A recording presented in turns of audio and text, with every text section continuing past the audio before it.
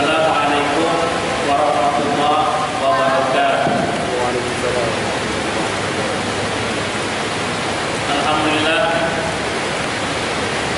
segala puji dan puja kita kepada Allah Subhanahu wa taala. Rasa syukur kita panjatkan kepada Allah yang telah memberikan berbagai nikmatnya kepada kita. Dan pada sore hari ini Allah curahkan nikmat berupa hujan yang penuh berkah. Kita sama-sama berdoa, Allahumma shalli ala Muhammad. Semoga turunnya hujan ini juga akan memberikan keberkahan dalam kehidupan kita semua. Kita akan melanjutkan tema pembahasan kita tentang Sirah Nabawiyah.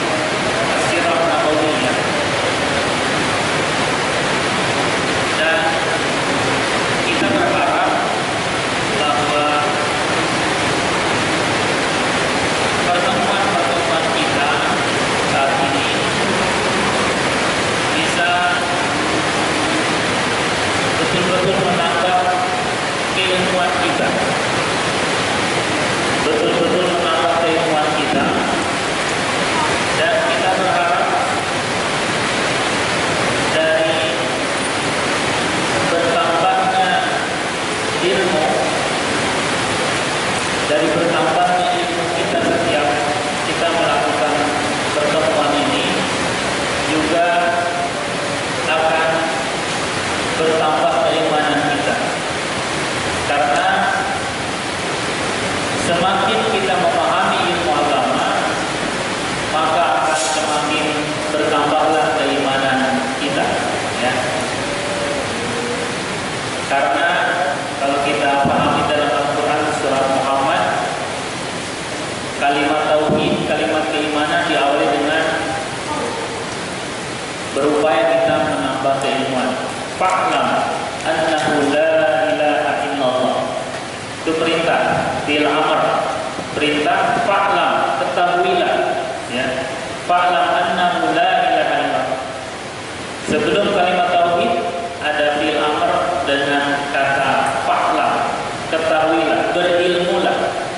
Maka kita berharap setiap pekan kita berjumpa di majelis ini menambah saqafah, wawasan kita tentang Sirah Nabawiyah, dan kita berharap semakin paham kita tentang keilmuan ini, wawasan Sirah Nabawiyah akan semakin menguatkan keimanan kita.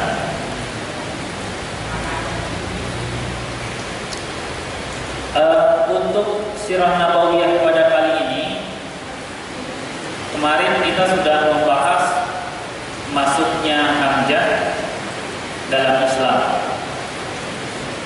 Dan ternyata ada beberapa perbedaan riwayat dalam Sirah Nabawiyah tentang kejadian mana dulu antara hijrah ke Habasah terlebih dahulu atau Hamzah dan Umar masuk Islam, ya. Di beberapa Sirah Nabawiyah, contohnya Ibnu Hisam mengatakan bahwa Hamzah dan Umar ini terlebih dahulu masuk Islam, lalu terjadilah hijrah ke Habasah. Tapi dalam buku lain, ya, salah satunya ada di Syekh Safi Rahman Al-Mubarakpuri, ya, mengatakan bahwa hijrah ke Habasah dulu, baru Hamzah dan Umar masuk Islam. Dan setelah Anda coba menambah berbagai referensi, ya, ternyata ada keterangan yang ini cukup menjadi pertengahan, ya, dari dua pendapat ini. Jadi dikatakan bahwa hijrah ke Habasah dan masuknya Hamzah dan Umar ke dalam Islam itu terjadi dalam tahun yang sama. Jadi hijrah ke Habasah pertama hijrah ke Habasah pertama itu Hamzah dan Umar belum masuk Islam. Ini riwayat sirah yang pertengahan seperti ini. Jadi hijrah Habasah pertama itu Hamzah dan Umar belum masuk Islam. Saat rentang waktu 3 bulan antara hijrah Habasah pertama dan kedua, dalam waktu rentang 3 bulan ini masuklah Hamzah dan Umar ke dalam Islam.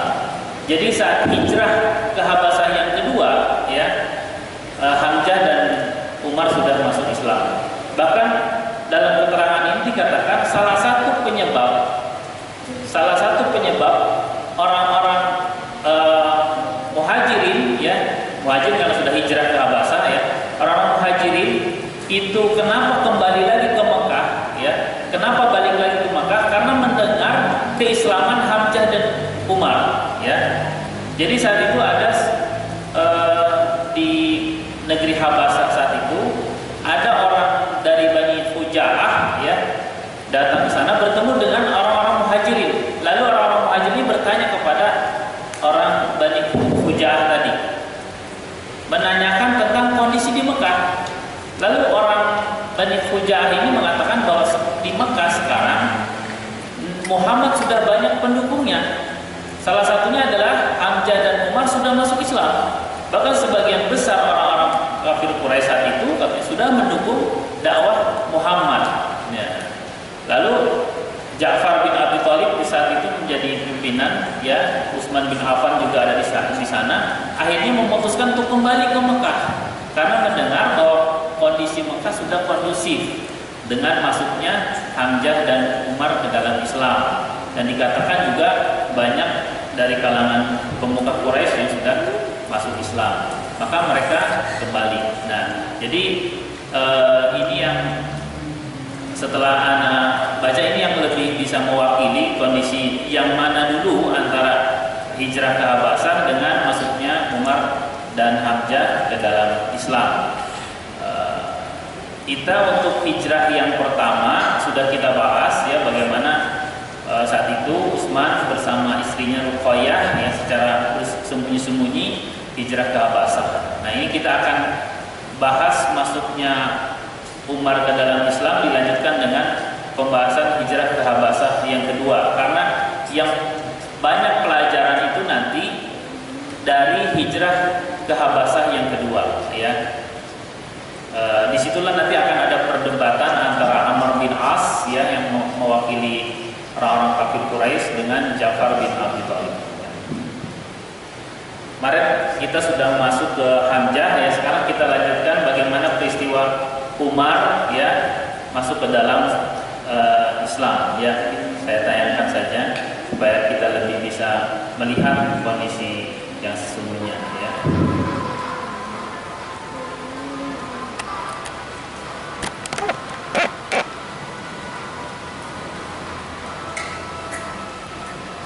Ini terjadi 3 hari setelah Hamzah masuk Islam, ya, 3 hari setelah Hamzah masuk Islam.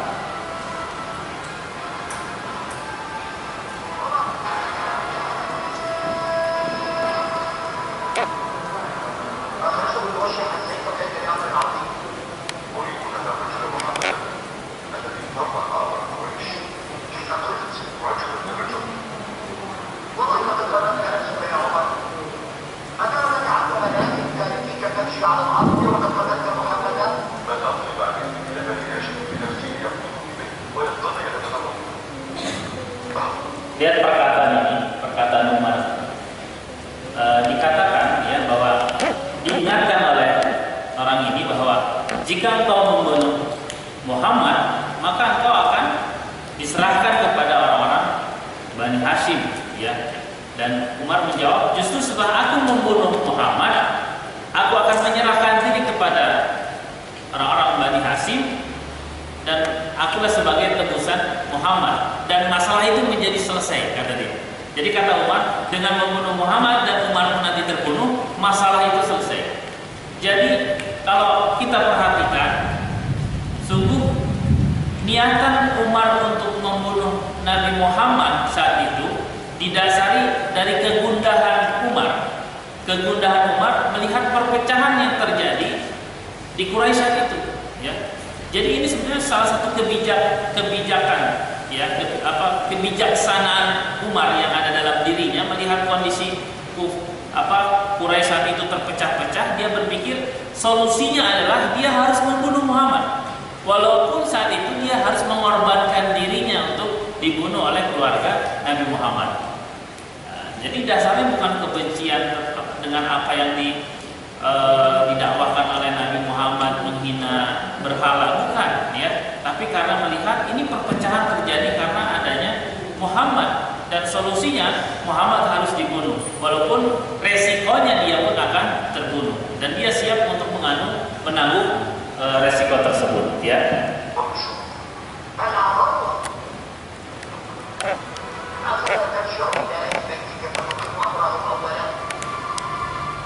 Ini diingatkan, jangan ke Muhammad, urusin dulu keluargamu. Salah satunya adalah Fatimah bin Khattab dan suaminya Said ibn Zaid ibn Amr.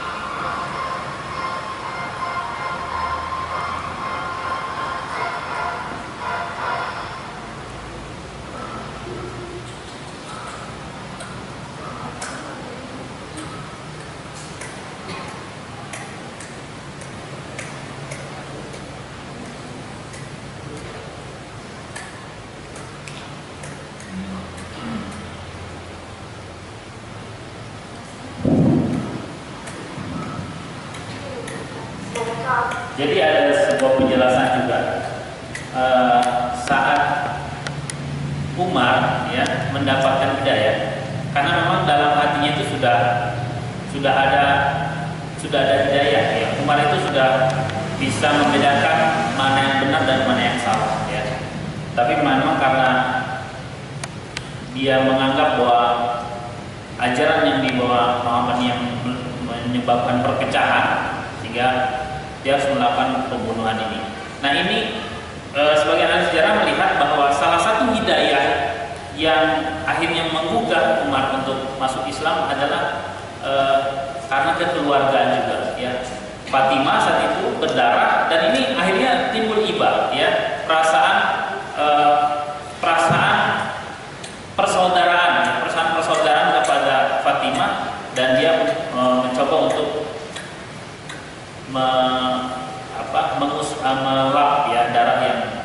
keluar dari Fatimah. Ya.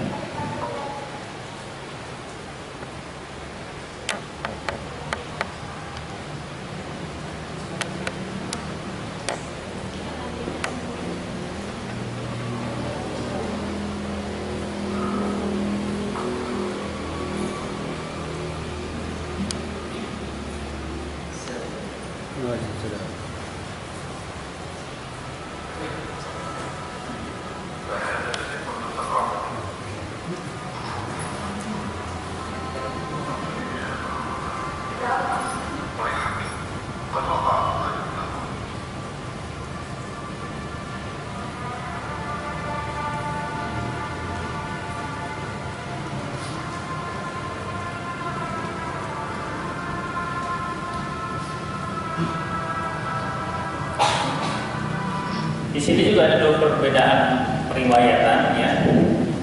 Ada riwayat yang mungkin kita sama-sama baca bahwa saat Umar meminta lembaran-lembaran Al-Quran, tulisan Al-Quran tadi, ada Al-Quran, Umar diperintahkan oleh Fatimah ini untuk mandi terlebih dahulu, ya, bersuci terlebih dahulu, karena tidak diperkenan untuk memegang kecuali orang-orang yang sudah mensucikan diri, ya. Ada riwayat seperti itu. Tapi ada riwayat yang memang tidak, ya, tidak perlu berwudu atau tidak perlu mandi, tapi saat itu memang menginginkan hidayah, ucapkan 2 kalimat syahadat, ya, 2 kalimat syahadat.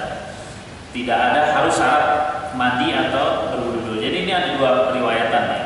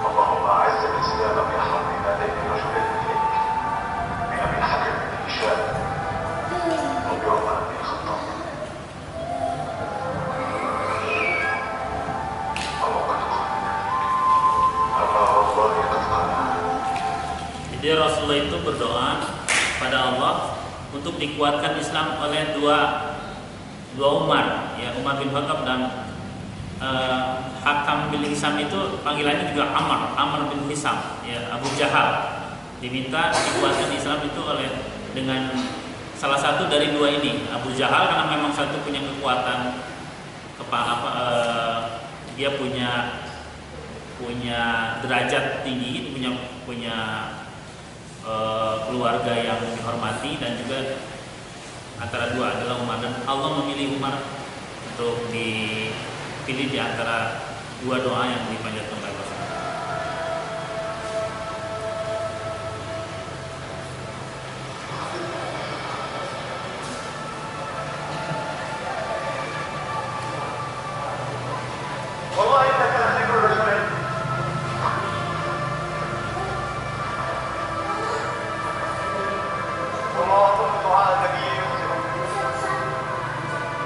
Tadi Abdullah bin Mas'ud.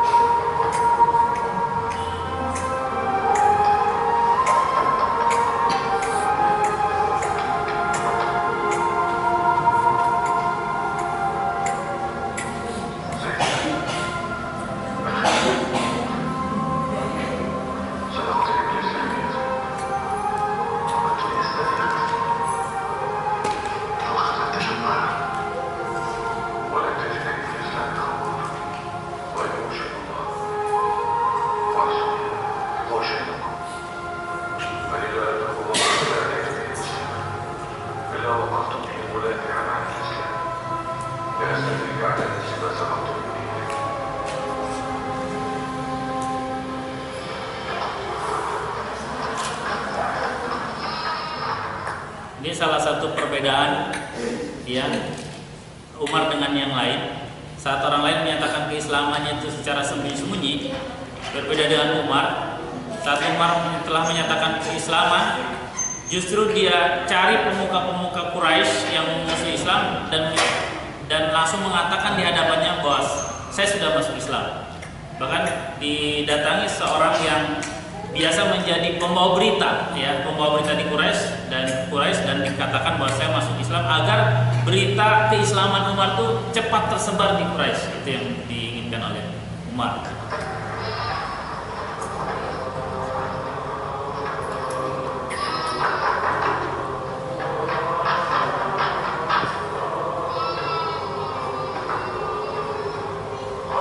Abu Jahal.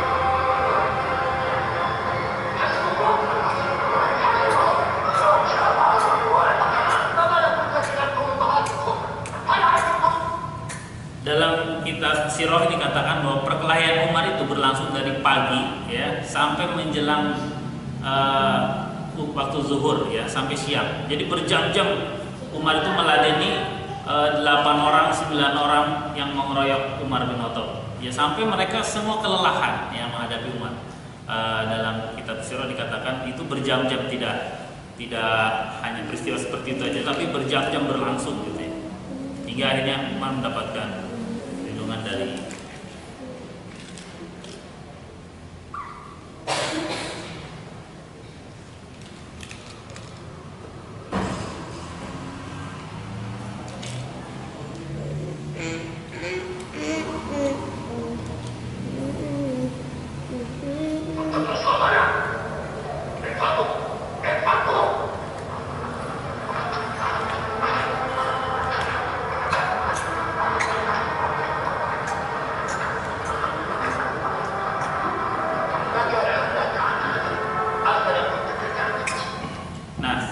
setelah Umar dan Hamzah masuk dalam Islam, maka ini terjadi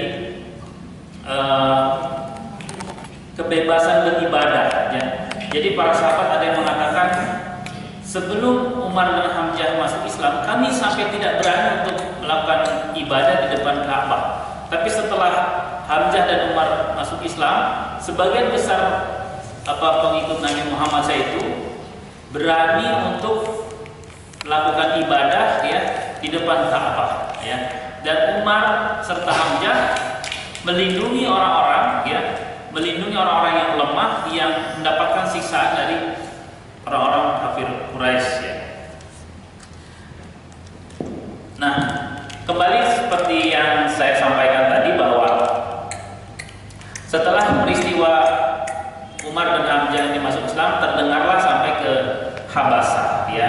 Sehingga sebagian dari orang-orang yang kaum muhajirin kembali ke Mekah ya, ternyata didapati sampai di Mekah kondisi di Mekah belum kondusif. Maka ada sebagian yang akhirnya meminta perlindungan kepada orang-orang kafir Quraisy ya, ada yang meminta perlindungan kepada Walid bin Mughirah atau bahkan kepada Abu Thalib ya. Dan sebagian saat itu diperintahkan kembali oleh Rasulullah untuk hijrah ke Habasah, sehingga bertambah banyaklah yang hijrah ke Habasah, kurang lebih 83 orang ya. Pada hijrah yang kedua ini 83 orang hijrah ke Habasah ya. Walaupun ada yang tadinya sudah hijrah ke Habasah ini tertinggal di Mekah karena ditangkap oleh keluarganya. Dalam catatan saat Umar dan Hamzah itu masuk ke dalam Islam, di Mekah itu sekitar 40 orang saja yang tertinggal, 40 orang kaum muslimin yang tertinggal ya, termasuk Umar dan Hamzah. Sementara di Habasah itu ada 83 orang. Jadi justru lebih banyak di Habasah ya. Saat itu lebih banyak di Habasah daripada di Mekah. Nanti kita akan bahas juga ya strategi-strategi Rasulullah ini. Nah, setelah hijrah yang kedua ini, maka orang-orang kafir Quraisy tidak mau membiarkan ya. Setelah kecolongan di hijrah yang pertama ya, karena mereka membiarkan dan mereka di hijrah yang pertama itu kan berharap paling mereka sampai di Habasah juga dibunuh ya, atau tidak diterima oleh Raja Najasyi saat itu ya. Tapi ternyata tidak, Raja Najasyi menerima dengan baik. Nah, pada hijrah yang kedua ya, akhirnya orang-orang kafir Quraisy berkumpul berunding, ini tidak bisa dibiarkan ya. Ini tidak bisa dibiarkan, maka sepakatlah ya orang-orang Quraisy memutus Amr bin As ya. Amr bin As ya berdua dengan Abdullah bin Rabi ya, tapi yang nanti menjadi juru bicaranya adalah Amr bin As. Amr bin As terkenal orang ahli dalam diplomatik ya, yang terbaik lah. Orang terbaik saat itu dikirim untuk bagaimana merayu ya, mempengaruhi Raja Najasyi agar bisa mengembalikan orang-orang muhajirin tadi ke Mekah ya. Maka disiapkanlah saat itu berbagai hadiah ya untuk Raja Najasyi dan para uskup ya, para uskup di sana.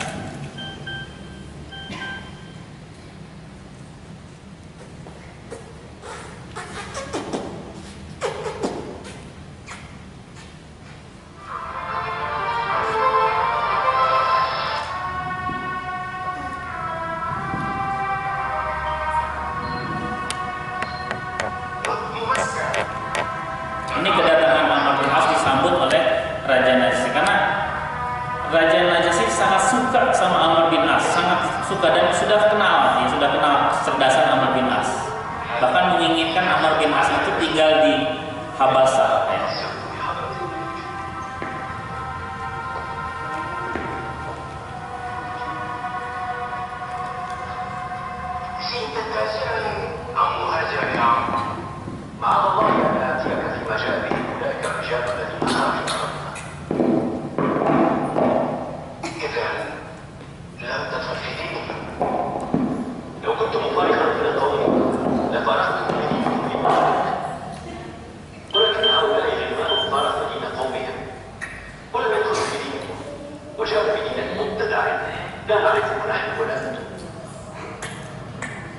Jadi Najasyi itu tadinya mengira bahwa Amr bin As itu sudah masuk Islam juga gitu.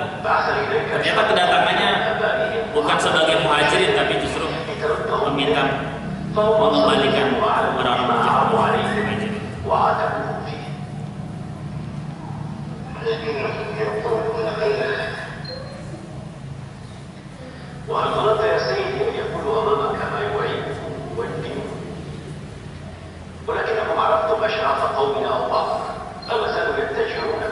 Intinya apa yang disampaikan Amr bin As itu berbeda dengan apa yang diterima oleh Raja Najasyi, keterangan yang diterima dari Ja'far bin Abi Thalib. Ya. Akhirnya dikonfrontir, dipertemukan.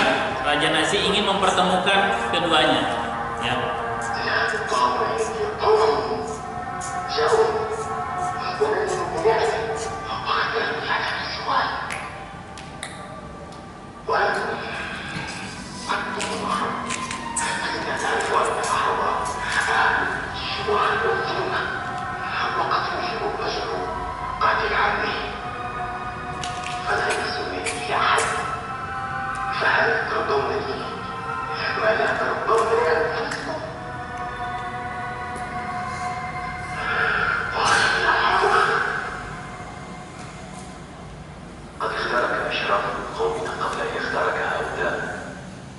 Justru Najasyi tadi mengembalikan kepada budaya Arab. Budaya Arab itu sangat kuat dalam perlindungan. Bahkan jika ada pamannya sendiri ya membunuh, itu sanggup ya kaumnya itu melindungi. Ya, dikembalikan oleh Najasyi, bukankah kaum Arab itu punya tradisi seperti itu ya? Maka kata Najasyi, aku pun tidak akan melepaskan orang yang sudah dalam perlindunganku, kata Najasyi. Nah, tadi juga dikatakan bahwa saat Nabi Muhammad memilih ya Habasah itu bukan tanpa perhitungan, ya bukan tanpa perhitungan. Pertama, Nabi Muhammad sudah sangat mengetahui karakter Raja Najasyi, ya. Raja Najasyi karena beliau ini seorang Nasrani yang jujur dengan kenasraniannya, ya.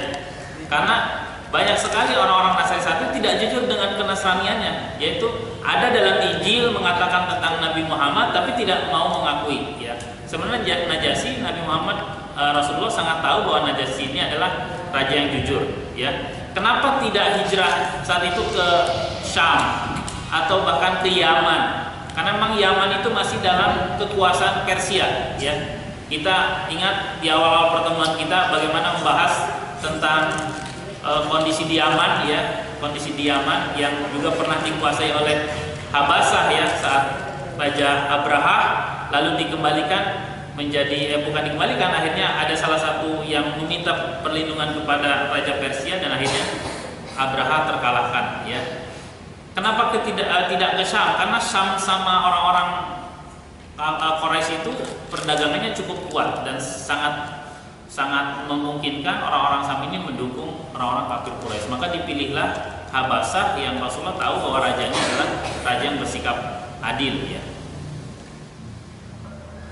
حتى صار بينهم وبينكم كل تلك التجارة والمودة فهل من العدل والإنصاف يا سيدي أن يوطي آباؤنا ثم يأتي هؤلاء الذين عابوا آباءهم وسفهوا أحلامهم فينعموا بما وطى آباؤهم وهم يعلمون بالكفر والجهالة فإذا ردهم إليكم حتى ندعوهم وحتى نسألهم عما تقول في أمري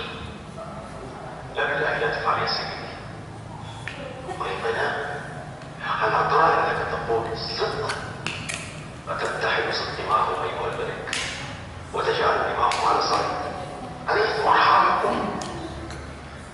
فأين خلاف المنزلة؟ لكل طحينة خالة وهؤلاء خالة قومي لا وربي حتى تقرع الحجة بالحجة. Ini ditantang untuk berdebat ya. Ammar bin As sebenarnya tidak menyanggupi untuk perdebatan tersebut.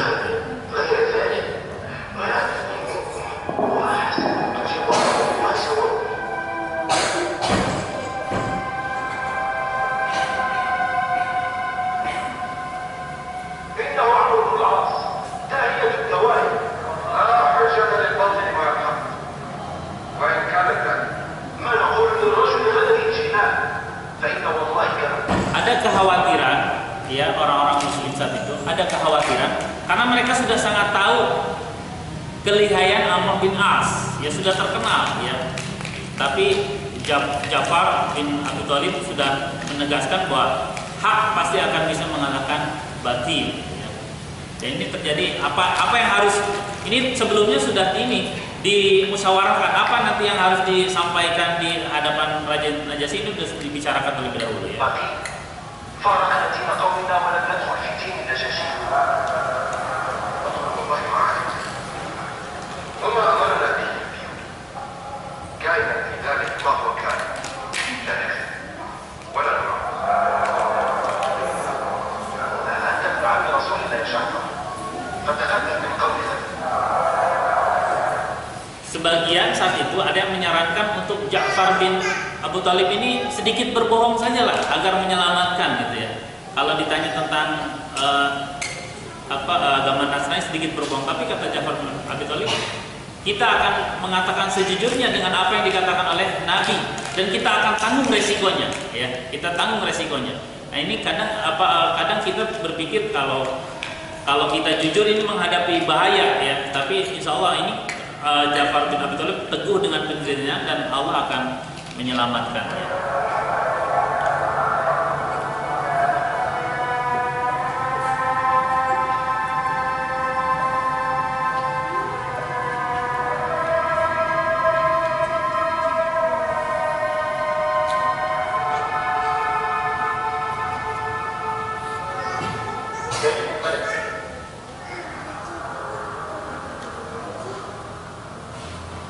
السلام عليك أيها الملك.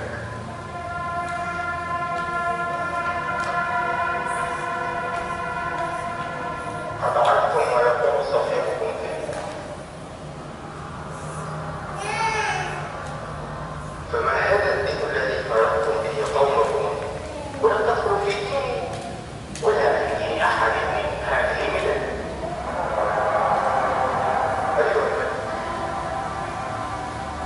كنا قوم شرقية نعبد الأصنام ونأكل الميت ونأتي الفواحش ونقطع الأرحام ونسيء الجوار ويأتي القوم من الله فكنا على ذلك حتى بعث الله إلينا رسولا يعرف السبب وصدقه وأمانته وعفافه فدعانا إلى الله لنعبده ونوحده ويجتمع في طاعته شملنا ونخلع ما كنا نعبد نحن وآباؤنا من دونه من الحجارة والأوثان وأمرنا بصدق الحديث وأداء الأمانة وصلة الرحم صلة الرحم والملك وحسن الجوار والكف عن المحارم والدماء ونهانا عن الفواحش وقول الزور وأكل مال اليتيم وقذف المحصنات وأمرنا أن نعبد الله وحده لا نشرك به شيئا فصدقناه وآمنا به واتبعناه على ما جاء به من عند الله فعد علينا القوم فعذبونا وفتنونا عن ديننا ليردونا إلى عبادة الأوثان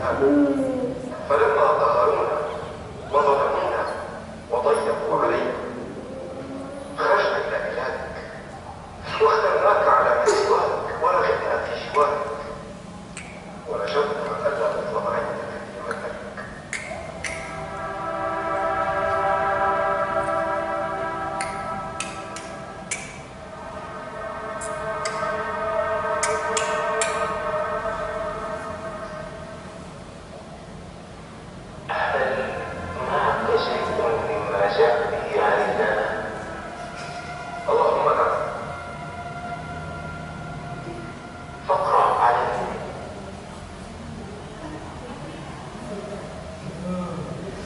بسم الله الرحمن الرحيم. يا زكريا إنا نبشرك بغلام اسمه يحيى لم نجعل له من قبل سميا قال ربي أنى يكون لي غلام وكانت امرأتي عاقرا وقد بلغت من الكبر عتيا قال كذلك قال ربك هو علي هين وقد خلقتك من قبل ولم تك شيئا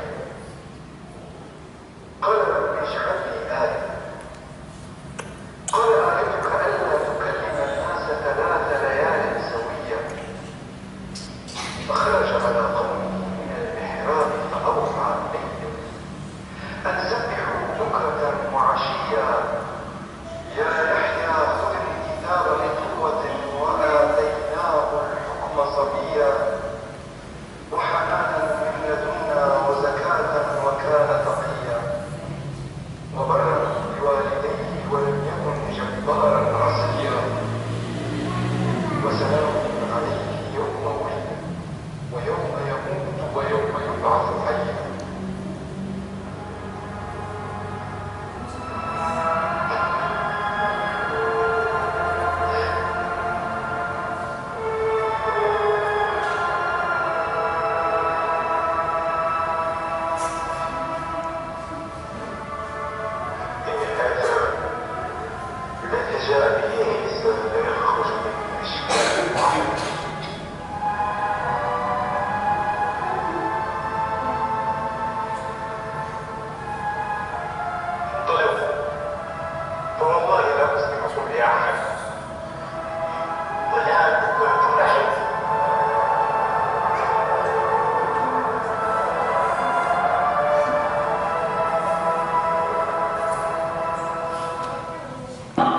Jadi kalau kita perhatikan dari perdebatan antara Ja'far dan Amr, ya, kita bisa mengambil beberapa ibrah dari peristiwa ini. Yang pertama, bagaimana para muhajirin saat itu memiliki keteguhan yang kuat, ya, keteguhan yang kuat. Coba kalau antum mencoba merasakan apa yang mereka rasakan saat itu semua berada dalam ketegangan, ya. Antum baca di beberapa sirah, kondisinya itu sangat mencekam saat itu, karena itu antara hidup dan mati. Salah saja ucapan Ja'far, ya, menjelaskan tentang Islam kepada Raja Najasyi, akibatnya fatal, ya. 83 ini akan dikembalikan ke Mekah dan mungkin akan terjadi pembunuhan, ya. Ini fatal. Jadi kondisi yang cukup menegangkan saat itu, ya, sehingga Ja'far itu menyusun kata-kata sedemikian rupa, ya, agar betul-betul bisa dipahami oleh Raja Najasyi. Dan saat menjelaskan tentang Islam, sebetulnya Raja Najasyi sudah memahami, karena itu pun ada dalam Injil. Apalagi saat disampaikan tadi surah Maryam ayat 5-15, ini juga menjadi ibrah yang kedua, adanya keterkaitan antara ajaran yang dibawa oleh Nabi Muhammad dengan Nabi Isa, ya, sehingga dikatakan bahwa wahyu yang kau katakan itu berasal dari sumber yang sama dengan yang berasal dari Nabi Isa, ya. Ini 2 pelajaran penting, keteguhan yang dimiliki oleh para muhajirin, ya, karena untuk hijrah itu kan luar biasa. Jadi dikatakan hijrah itu juga adalah sebuah penyiksaan, sebuah penderitaan sebetulnya. Kenapa? Karena mereka harus melepaskan hartanya, meninggalkan sanak saudaranya, ya. Hijrah ke Habasah ini juga sebuah penderitaan yang luar biasa. Keteguhannya memegang Islam, sanggup mengalahkan semuanya itu, ya. Yang kedua tadi, keterkaitan antara ajaran Nabi Isa dengan Nabi Muhammad.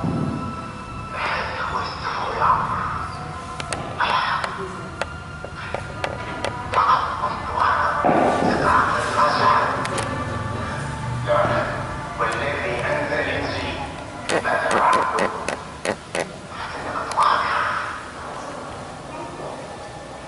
ادرك قومك بهذه المذمة يا عم، لما عرفوا من عقلك وذكائك وقوة حجتك. ثم رأيت وجهك. والآن يا عرب، هؤلاء أبناء قومك قد استمروا جديد. بس كان أنظر ويحب العاص ما يريد أنت. Jadi Ammar itu belum puas ya, dan meminta satu kesempatan lagi untuk berdebat dengan orang-orang muhajirin saat itu.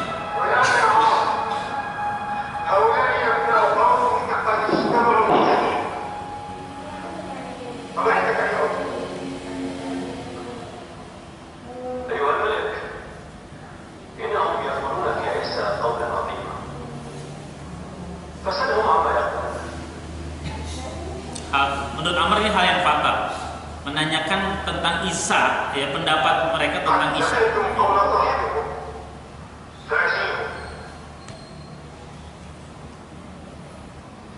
والله ما نقول فيه إلا ما جاءنا به نبينا، هو عبد الله ورسوله وروحه وكلمته ألقاها إلى مريم العذراء البتول.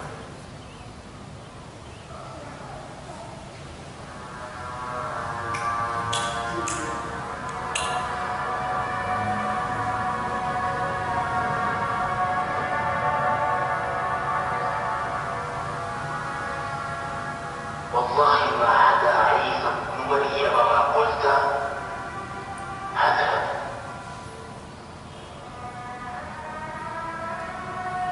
اذهبوا فأنتم آمنون بأرضكم، من سبقكم خير، من سبقكم خير. ما أحب أن يكون لي جبل من ذهب وأنني آتيت رجلا.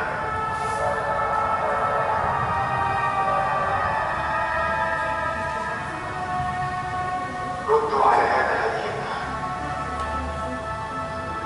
لا حاجة إليه، فوالله ما أخذ الله مني الرشوة حين أتى علي مدة فآخذ الرشوة فيه، وما أطاع الناس فيه فأطيعه فيه.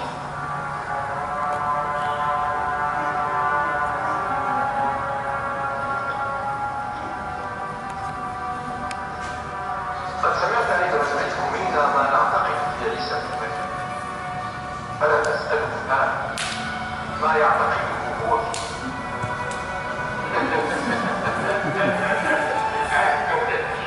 ليس على دين هؤلاء ولا على دين.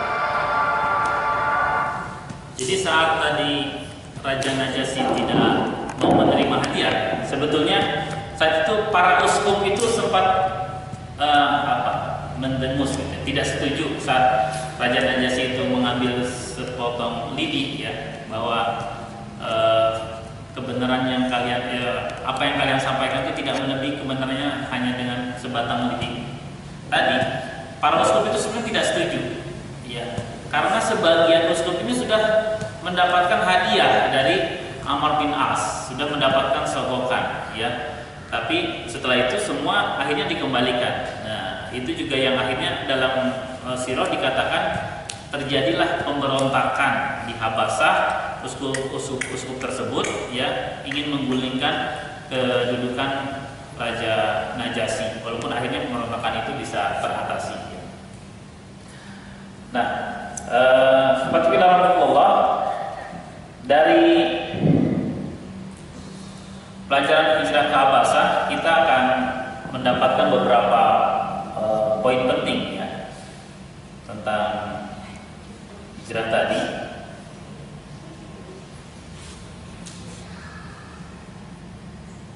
Nah, kita tahu bahwa ini adalah bangsa Ethiopia kalau sekarang itu, ya, Ethiopia.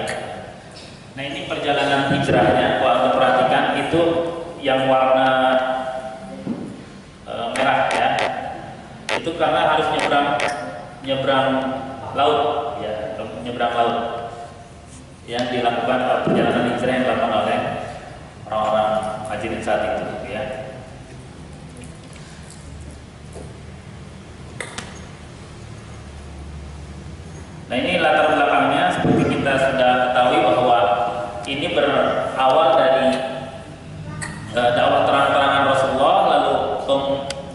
semakin keras mengganggu beliau, dan saat itu beliau itu mengkhawatirkan para pengikutnya karena banyak orang-orang kafir Quraisy tidak berani ya melukai Rasulullah tapi melukai para pengikutnya, maka diizinkanlah dengan hijrah ke Habasah.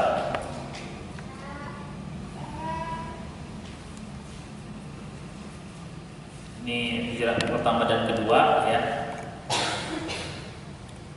Nah ini apa hijrah yang pertama adalah tadi untuk keteguhan yang dimiliki.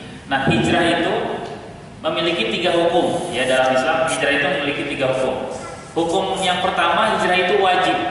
Wajib manakala seorang muslim tidak dapat melaksanakan syiar Islam ya. Jika kita berada dalam sebuah negeri lalu kita tidak bisa melakukan syiar Islam, kita tidak boleh sholat, kita tidak boleh berpuasa ya, maka wajib ya muslim ini hijrah ke tempat yang lain, mencari tempat yang akan mendapatkan kebebasan dia untuk melakukan aktivitas ibadahnya. Itu wajib. Yang kedua adalah boleh ya, boleh manakala menghadapi cobaan yang menyulitkan, sebetulnya masih bisa sholat, masih bisa puasa, tapi mendapatkan ujian yang cukup berat, ini boleh kaum muslimin untuk hijrah. Yang ketiga, bahkan hijrah ini bisa kondisinya haram. Kenapa haram? Jika dengan hijrah itu mengakibatkan terabaikannya kewajiban Islam ya.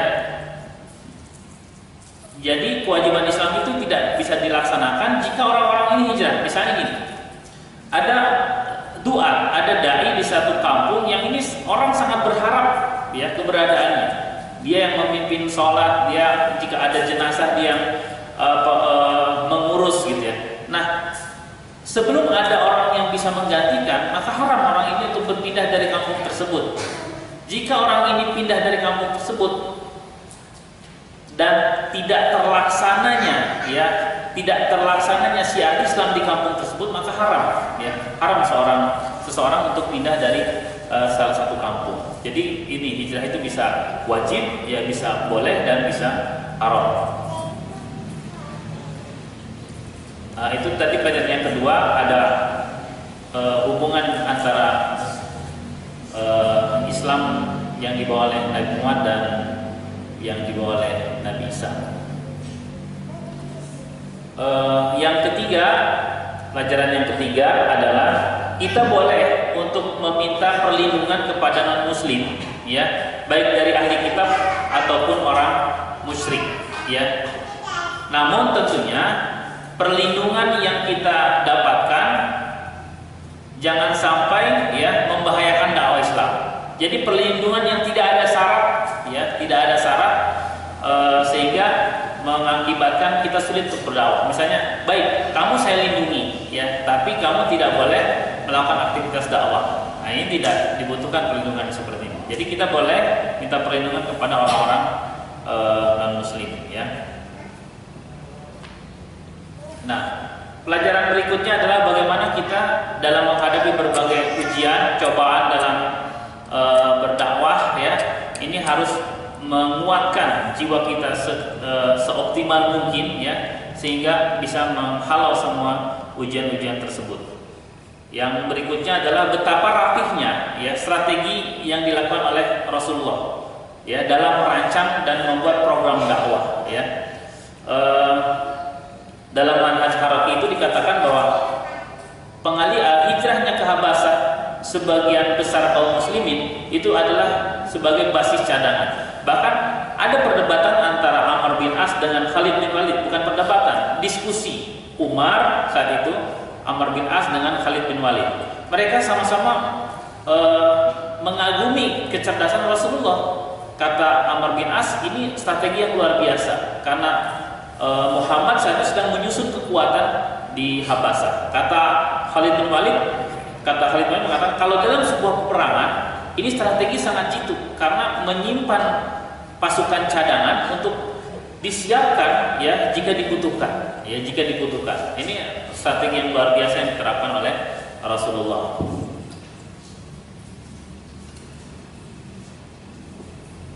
Nah, ini juga bagian dari inovasi dalam dakwah, mencoba terobosan-terobosan baru. Jadi dalam kita berdakwah tentunya tidak boleh mentok ya, kalau kita menghadapi tembok itu terus mentok di situ saja. Tapi kita harus cari celah-celah bagaimana agar dakwah ini tetap bisa berjalan, tetap bisa diterima oleh masyarakat. Ya, inovasi, terobosan-terobosan baru, kreativitas ini dibutuhkan agar dakwah itu tetap bisa berkembang, menyesuaikan perkembangan zaman. Ya, menyesuaikan perkembangan zaman.